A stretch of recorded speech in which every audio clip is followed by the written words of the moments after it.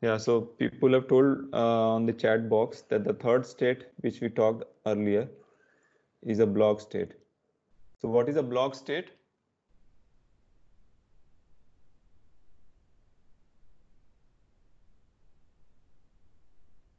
When does the process go in a block state?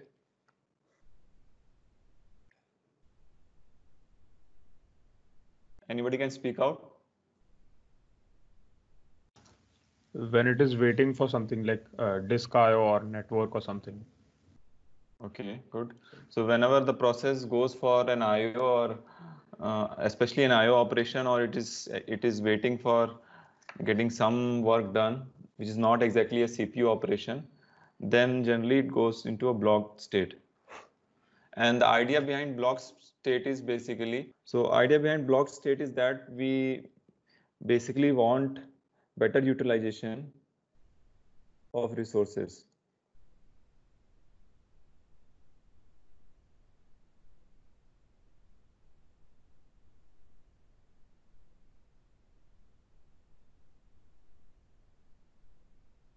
So it is a generic principle that when so resources like your CPU, memory, disk, and other things. So we have multiple resources, and everybody wants to maximize the utilization of all the available resources.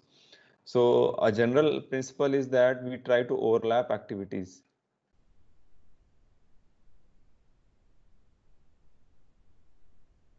So while one process is doing a disk operation, we would like to use CPU for some other process and probably memory fetching from some third process. So if we can overlap all those things simultaneously so that all the resources are busy doing some useful work, then your resource utilization will be highest. So that is a generic principle which we will see all over the course, that we will try to overlap activities. So when one process is basically using CPU, let us say, one process is going for a CPU operation, let us say. So at that same point of time, let us say B can be on some kind of an IO. And then when B comes for the CPU, then probably A should be doing some other, A can come for the IO. So when A is doing CPU probably, then B should be doing IO. Then when A is doing IO, B should be doing CPU and something like this. It's a general thing I'm saying. So if we can overlap activities on the time scale, then probably we will get the maximum utilization of the resources. So we will see this thing in scheduling, how we actually do that. And before I talk about scheduling, one thing also, another generic principle that I want to talk these overlapping activities. Another, we will see that there is a separation of mechanisms from the policies.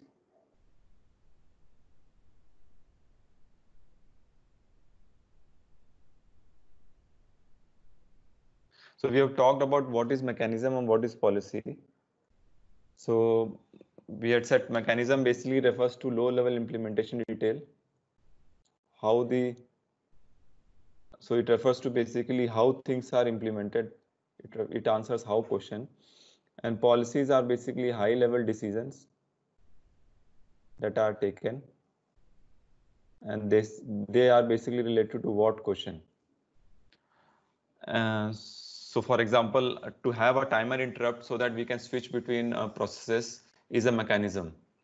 It's a low level detail, hardware detail, that we need a timer interrupt and how it goes on. So what I'm saying is here is that generally there is a separation between mechanism and policies. So you already know what is mechanism, what do we mean by policy, and I gave an example just now. An example of mechanism is like having a timer interrupt so that we can so that OS can regain control. Now policy in this case will be when to allow timer interrupt to go off and on, when to turn off and when to switch it on, or how much after how much interval time interrupt should go off, should be basically released.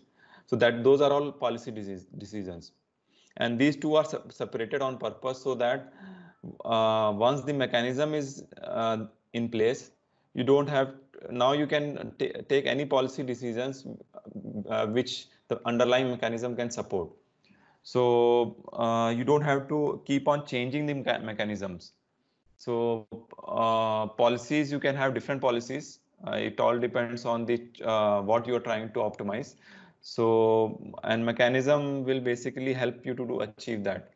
But generally, these two things are separated in the sense that we will discuss mechanism in its own, without basically without taking into account a particular policy. We'll implement a general mechanism, and then when mechanism is in place, now we can decide what all policies we can choose. So we can adopt policies. So for the different situation, for different OS, we can have different policies, or within the same OS, policies can be changed from time to time depending on what we want to achieve. Basically, what kind of optimization, what is our design goal, we can change our policies. So, so with this prelude, I'll just start with scheduling policies. So that is the topic today.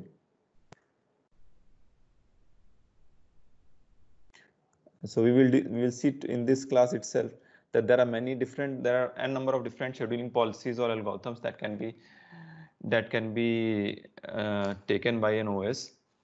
And each policy will actually be good in one situation, where other policy may be good in some other situation. Why we are discussing this scheduling policy? As we said, when a process is going for an IO, let us say we would like to switch to another process. So scheduling policy basically means we have a ready queue. So all the processes that are ready to run, they are put on ready queue. So you may have processes A, B, and C, let us say, all in our ready queue. Now OS has to decide which of them to pick up for to schedule for on CPU. So how we will decide that? So before we actually delve into the computer system itself, scheduling is something which we encounter very frequently in our real life, and in fact we'll see many of the techniques that we are going to discuss. These techniques are not exclusive to computer systems. These techniques are widely used in real life as well as in other domains like operational research, operation management, and so on. So can anybody tell me one example of scheduling in real life that you encounter frequently,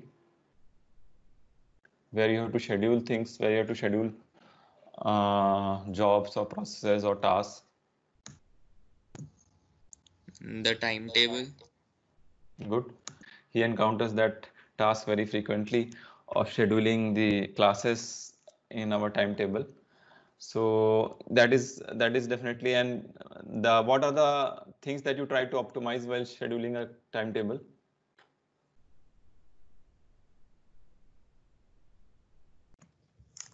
So it's about like try to get the classes over early and not to keep classes on weekends. Okay, so these are two most important metrics that you choose. So these are two important metrics. Okay. So yeah, so that is one example, and you can think of many other examples. When you go for shopping in a shopping mall, you have a queue where you may have to wait for billing, and different shopkeepers, different shopping malls may have different criteria how to arrange those queues and how to schedule their customers. So before we begin and discussing different algorithms, we'll start with some assumptions to make our life easy, so that our discussion starts with some simple scenarios, and then we can go for a more complex real life scenario in that OS encounters. So to make it more smooth, our discussion, we will start with some very simplifying assumptions. First, we'll assume that the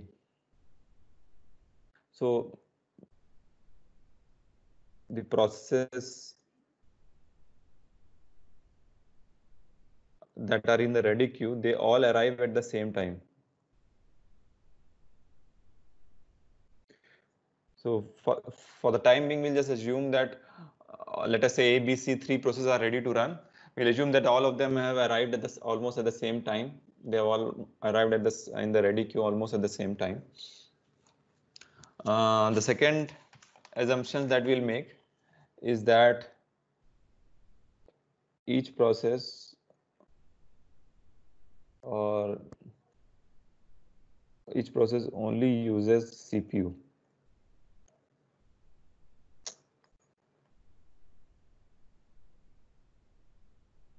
That is no IO operation right now.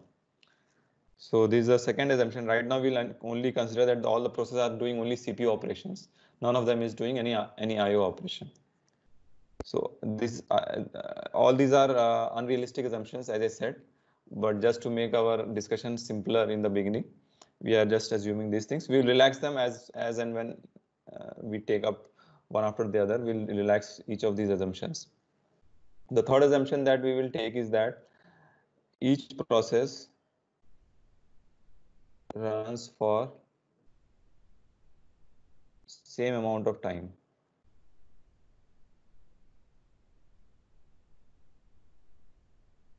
And the last one,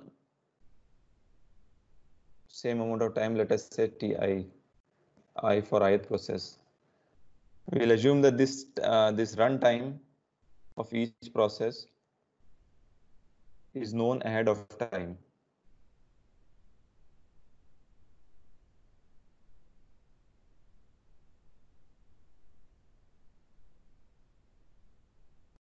So these are four assumptions that we are making now, that all of them are arriving at the same point of time, almost at the same point of time. They are only doing CPU operations and they are running for exactly same amount of time. And that time is already known to us. So that how much time they are going to run, it is already known to the OS. And as I said, all of these are unrealistic assumptions. None of these are true in a real life scenario. So we'll have to relax all of these assumptions one after the other. And some are more unrealistic, some are less unrealistic, but it doesn't matter. All of them we'll have to relax. But just to get started, we'll make these assumptions. And also we will choose some metrics. So metrics are basically some criteria based upon which we can quantitatively compare different scheduling policies. So we would like to compare the different policies, different scheduling policies. So how can we compare? We need some criteria, and that criteria will be a metric. It should be a quantitative metric based on which we can compare. Okay, this is better than that. So there are many metrics which are used. We'll start with a single metric first, which is called turnaround time.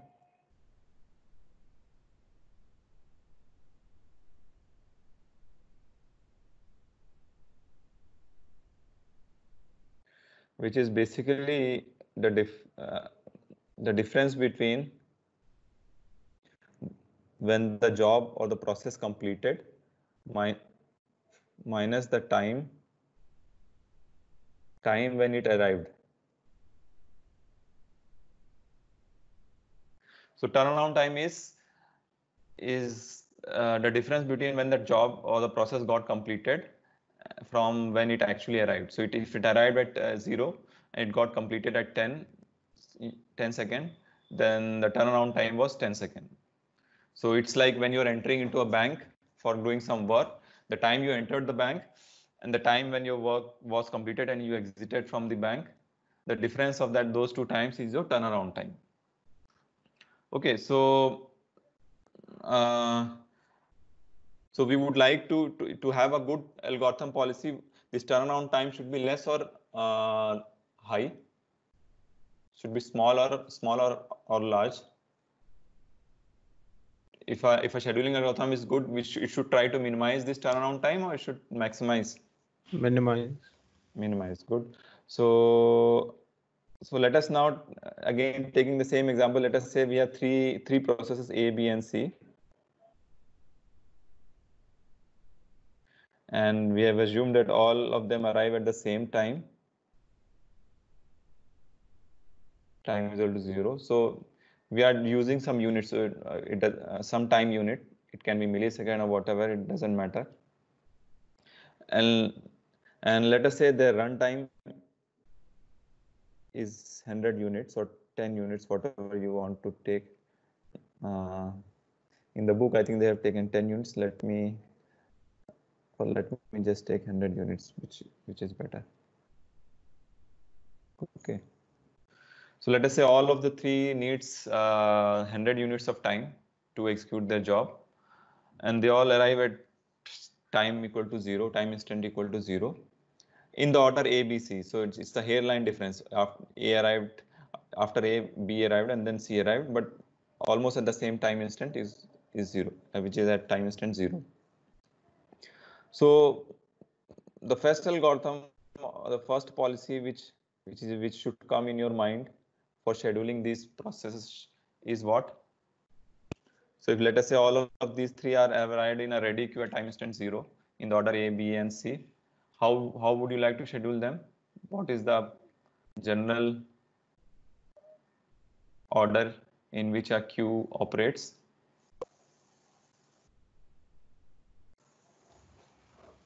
So in a queue, when somebody, let us say three people came in the order A, B, C, so which order those are served in a queue? First in, first out. First in, first out. Good. So first in, first out is the standard. It almost goes synonymous with queue. So whenever we have a queue, the first thing that should come is first in, first out, or sometimes it is also called first come, first serve. Okay, so we'll try to see how that performs for this scenario.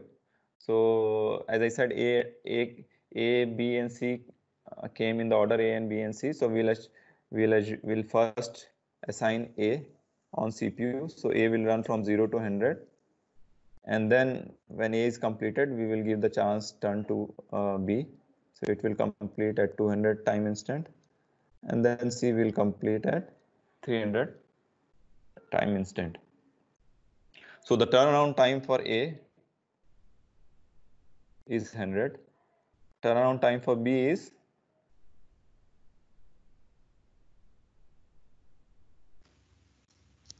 200.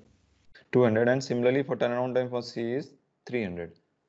And average turnaround time for all three, because we are talking about a system, not just for a process, so we'll have to take an average value. So that will be 600 divided by 3, which is around 200. So that is the turnaround time for this scenario using the first come first service. So it is good. So if all of them are arriving at the same time and they all have same units, then I think this is the best we can achieve. But let us relax the one of the assumption. Let us relax the third assumption, where we said all of them take same amount of time. So now let us allow different process to execute for different amount of time. So A can execute for a different amount of time, B can execute for a different amount of time, and so on. So can you pick up any arbitrary runtime values so that if FIFO performs poorly?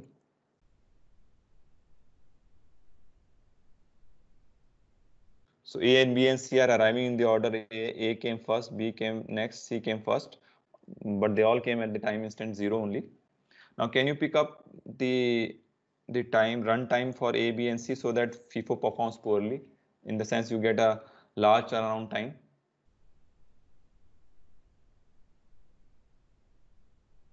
Any arbitrary runtime can you choose? 10, 20, 30. If A is very big and B and C have lesser time, so like 1000, 100, 100. Good. So let us say A takes 1000 and B and C both take 100. So in that case, A is going to takes lot of amount of time, and then B and C just took 1010, 200. In that case, the turnaround time for A itself is 1000, which is okay for A, but for B and C, now it has become a problem. B turnaround time became 1100 and turnaround time for C became 1200, although they are very short jobs. So T average, you can calculate, it will be a very high value. Okay, so this problem is called, there's a general term, this FIFO suffers with the problem which is called convoy effect.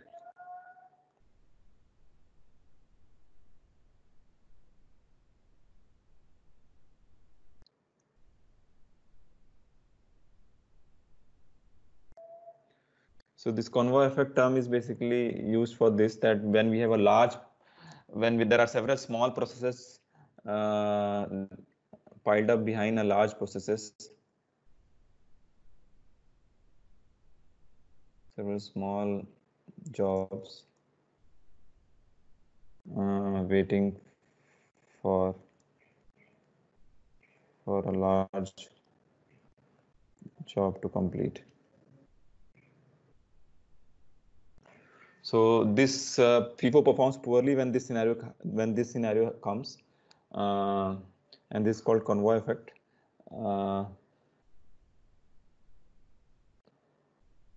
Okay, so in this case, if you want to improve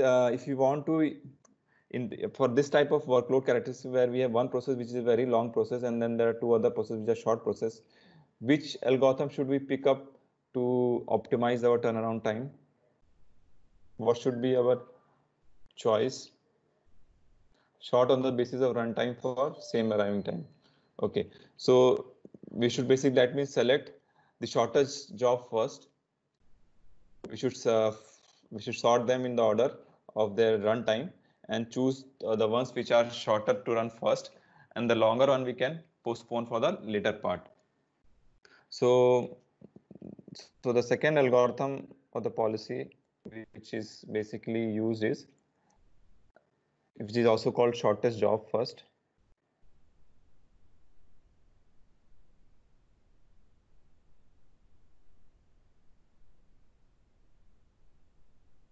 Short SJF. So this one, what it will do in this case, it will first schedule B, then C, and then A. So this completed 100, this completed 200, and now this completed 1200. So the completion time will remain still same, but now the turnaround time for A became 1200, but for B it became 100, and for C it became 200. So now T average in this case improved to, I think, something probably around 500. Yeah, 1500 divided by 3. So it is significant improvement over the earlier turnaround time that we were getting. So this SJF, in fact, you can prove that it will give optimal. It will give optimal turnaround time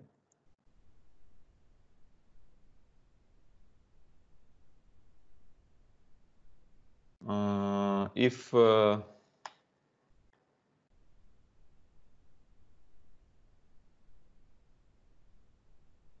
just a second.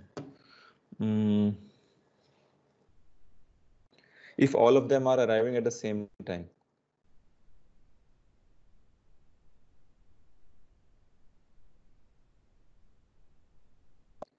So if all the processes arrive at same time, and if you schedule using the shortest job first scheduling policy, then you will always get on optimal turnaround time, and you can. It's very easy to prove that. And I think in algorithm course or somewhere you will be doing this when you discuss VD algorithm and all that task scheduling, job scheduling algorithms. Probably you will be doing a theoretical proof of that here, but here in our systems class we don't need that theoretical proof. You can take it from me. But it's very easy to prove this, that is going to give an optimal turnaround time, provided all the jobs arrive at the same time. However, if that doesn't happen, so we had made this assumption that all of them arrive at the same time. So now let's relax the first assumption also.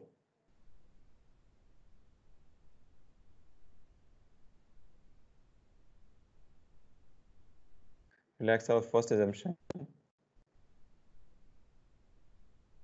So we allow different jobs to arrive at different time. So now we can have different jobs arrive at different time. So let us say A arrived at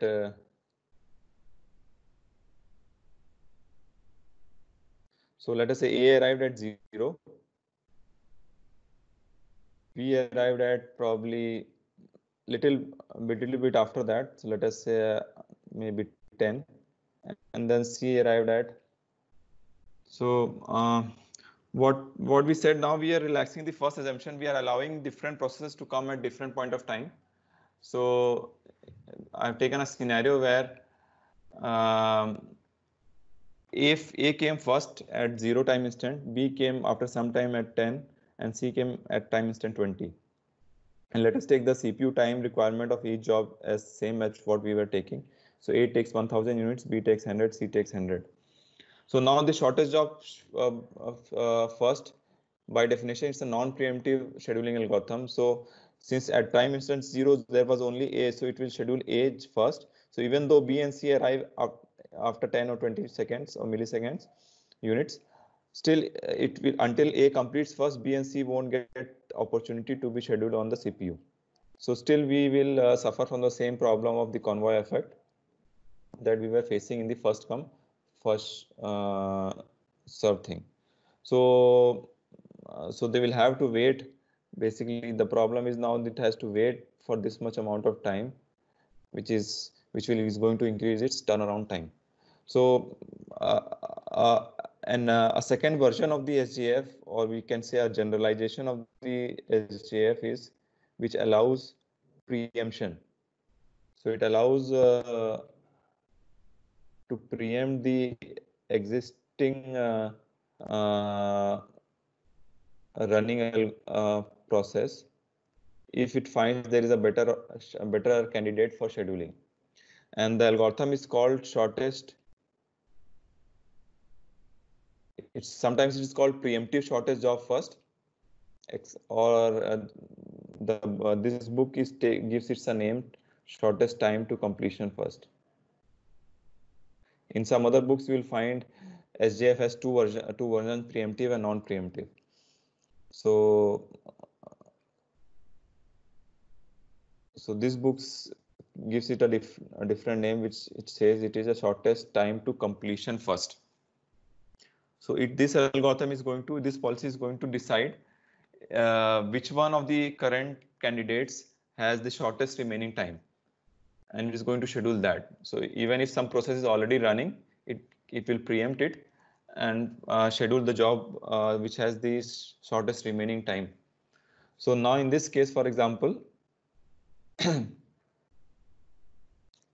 in this case, what will happen now if with the shortest time to completion first? So should I write it down? I think it should be, let me write it down. So it will preempt the running job and schedule another job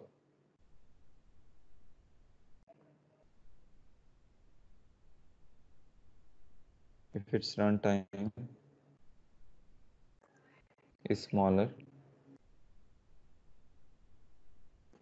than the current job, then the remaining time of the current job, I think, to be more precise.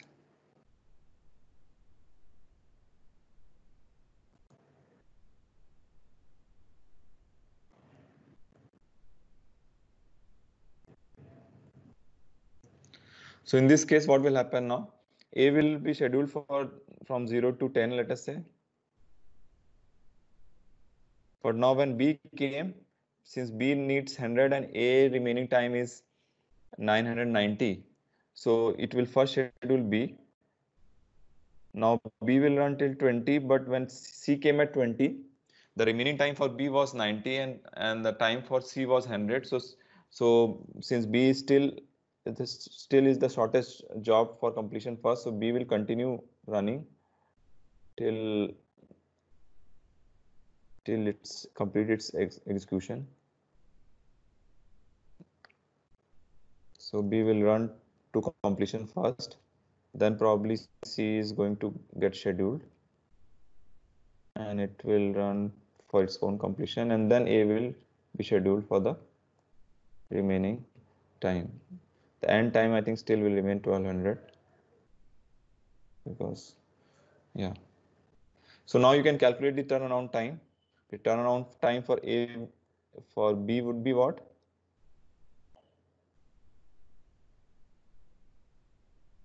Hmm? 100. For C? Sorry, 110. For B, it'll be 110. For B? No, for no. B should be 110. 100. 110 minus 10, which is 100 only. For C, it will be 210 minus 20, which is, and for A, it will be 1200. This will be 190, I think. So this shortest time to completion first will perform now, even if we have different jobs arriving at different point of time, it is going to give a optimal turnaround time, even if they don't arrive at the same time. So earlier SGF was giving optimal turnaround time only if they arrive at the same time, but the shortest time to completion first will give an optimal turnaround time.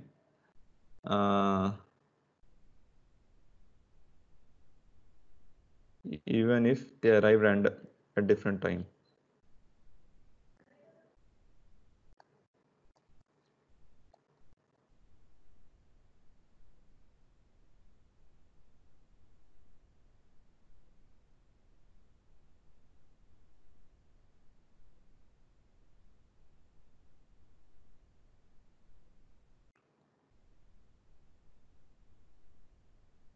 Point of time. Okay.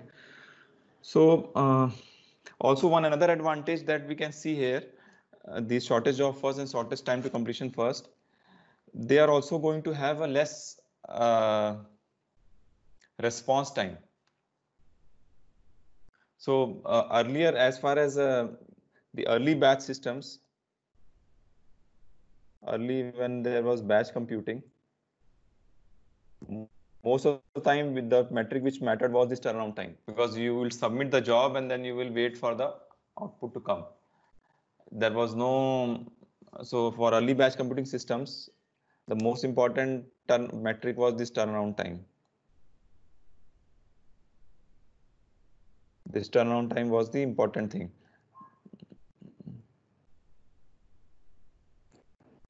But with multi-programming systems,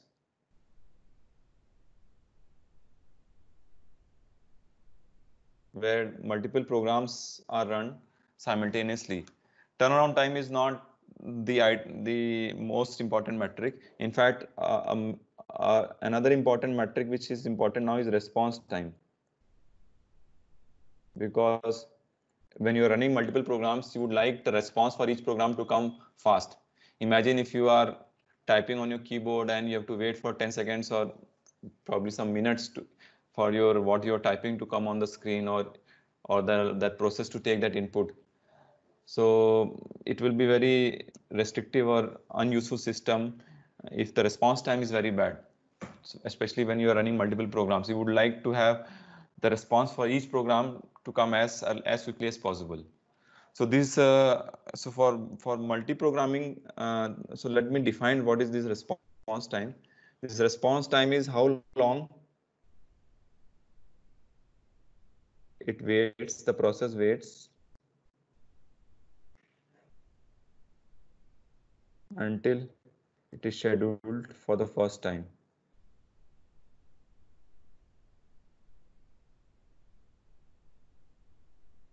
For the first time on the CPU.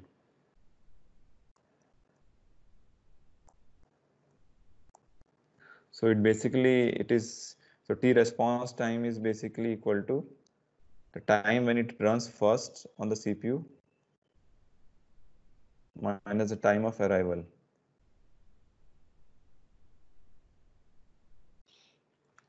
So